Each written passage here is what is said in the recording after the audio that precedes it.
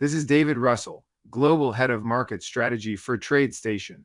And today we'll look at key events for investors and traders. The stock market is entering a busy time as investors prepare for AI events, plus inflation, and the start of earnings season. Here are some potentially big items this week. On Tuesday and Wednesday, Amazon.com has a prime big deal days. This may focus attention on the market's fifth biggest company before the holiday shopping season and earnings later this month.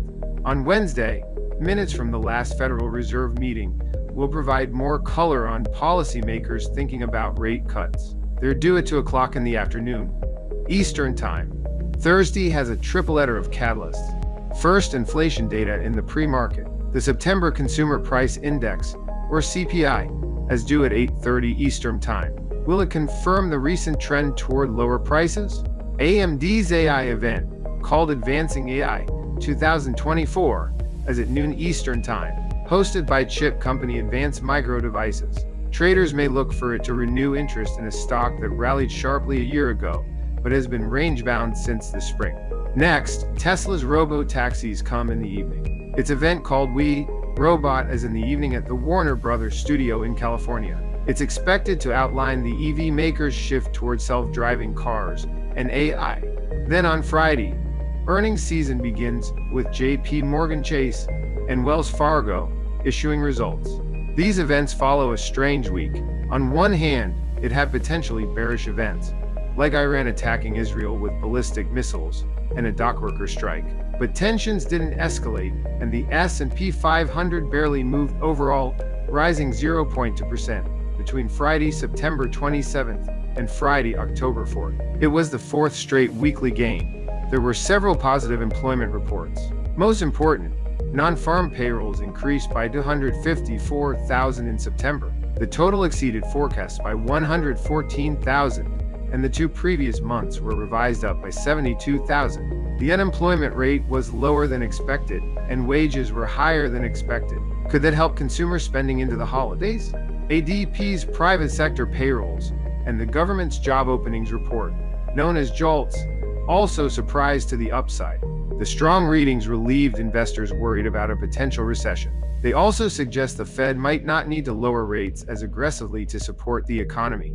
Chairman Jerome Powell said on Monday that policymakers weren't in a hurry to cut rates quickly. His colleague Thomas Barkin warned 2 days later that inflation getting stuck is a very real risk.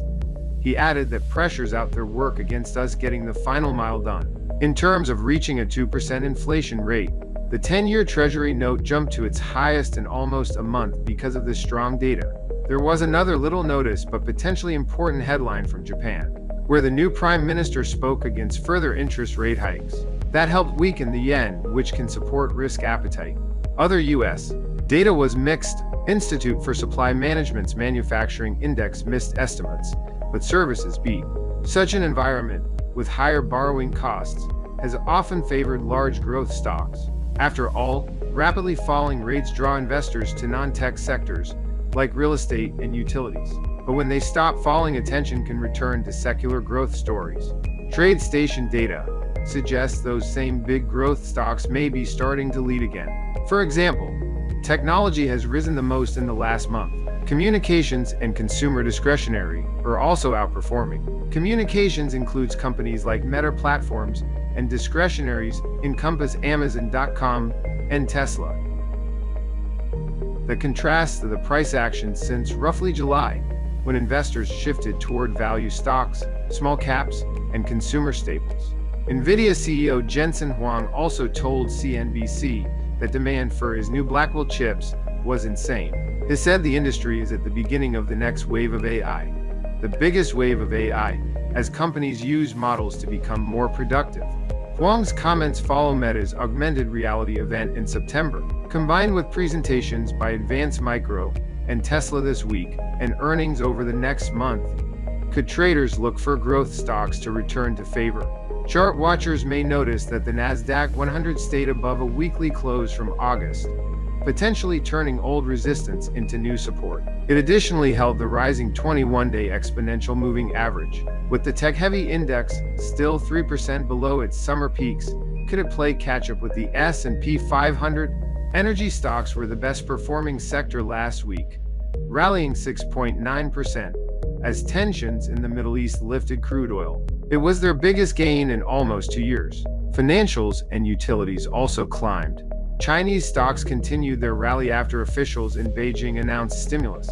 Consumer staples and materials led to the downside as interest rates and the United States dollar advanced. Home builders fell as mortgage rates rose. Humana had its biggest drop since the pandemic after the government said fewer members were enrolled in the highest level Medicare Advantage plans. Humana is challenging the decision, which threatens to reduce bonus payments from Washington. Conagra also fell after results missed estimates. And now let's chart the market. Last week saw the S&P 500 remain above its July peak and its high on September 18th when the Fed cut interest rates by 50 basis points. The relatively tight price action near record highs could reflect a lack of selling pressure. Friday's session was also potentially important because the index opened sharply higher. It pulled back to almost unchanged before rallying to its biggest gain in 2 weeks. That could be another sign of buyers outnumbering sellers. Volatility has been falling as well. Other periods of lower volatility, like last November or June, have been associated with rising prices.